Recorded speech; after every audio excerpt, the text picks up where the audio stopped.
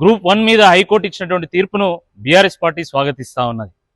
8 నెలలలోపు revaluation అయినా పెట్టాలా లేదా ఎగ్జామ్ని రీకండక్ట్ అయినా చేయాలని చెప్పి హైకోర్టు ఇచ్చినటువంటి తీర్పు ఈ రాష్ట్ర ప్రభుత్వానికి ముఖ్యమంత్రి రేవంత్ రెడ్డి గారికి ఒక చెంపపెట్టు లాంటిదని చెప్పి ఈ సందర్భంగా గుర్తు చేస్తా ఉన్నాం. మేము మొదటి నుండి కూడా చెప్తున్నాం, గ్రూప్ 1లో అవకతవకలు జరిగినాయి, రీవాల్యుయేషన్ అంతా కూడా గందరగోళంగా ఉంది, ఇందులో ఏదో గోల్మాల్ జరిగిందని చెప్పి మేము వాదిస్తూ వచ్చినాం. అంగట్లో కూరగాయలు అమ్ముకున్నట్టు ఈ పోస్టులను అమ్ముకున్నారేమో అన్నటువంటి అనుమానాన్ని కూడా మేము వ్యక్తం చేసినాం. తెర వెనుక మొత్తం సర్కారీ వారి పాట, సర్కారీ వారి వాటా, సర్కారీ వారి కోటా కొనసాగుతున్నది. కాబట్టి దీని మీద విచారణ చేయాలి, అన్యాయానికి గురవుతున్నటువంటి గ్రూప్ 1 బాధితులకు న్యాయం చేయాలని చెప్పి మేము వాదిస్తూ వచ్చినాము. ఈరోజు హైకోర్టు తీర్పు చూసిన తర్వాత మా వాదననే హైకోర్టు సమర్థించిందని చెప్పి ఈ సందర్భంగా స్పష్టమవుతా ఉంది. ఆ రోజు మేము ఇందులో ఏదో గందరగోళం ఉందని చెప్పి మేము గట్టిగా వాదిస్తే మాకు టీజీపీఎస్సీ నోటీసులు ఇచ్చి మా గొంతు నొక్కేటువంటి ప్రయత్నం చేసింది.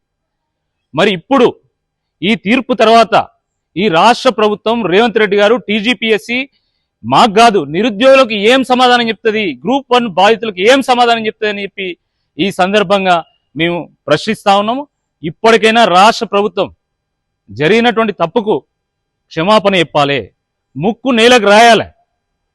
రీవాల్యుయేషన్ కానీ రీ ఎగ్జామ్ కానీ కండక్ట్ చేయమని చెప్పి హైకోర్టు చెప్పింది కదా, ఎట్టి పరిస్థితుల్లో రీవాల్యుయేషన్కు బీఆర్ఎస్ పార్టీ ఒప్పుకోదు, నిరుద్యోగులు ఒప్పుకోరు.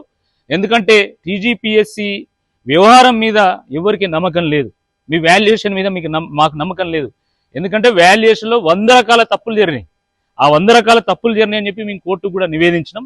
కోర్టు దాన్ని సమర్థించింది. కాబట్టి తక్షణమే రాష్ట్ర ప్రభుత్వం ఒక ప్రకటన విడుదల చేయాలి. మేము ఖచ్చితంగా రీమెయిన్స్ కండక్ట్ చేస్తాము, బాధితులకు న్యాయం చేస్తాము, నిరుద్యోగులకు భరోసా అందిస్తామని చెప్పి రాష్ట్ర ప్రభుత్వం రేవంత్ రెడ్డి గారు ప్రకటన విడుదల చేయాల్సిందే ఈ సందర్భంగా బీఆర్ఎస్ పార్టీ డిమాండ్ చేస్తూ ఉన్నది.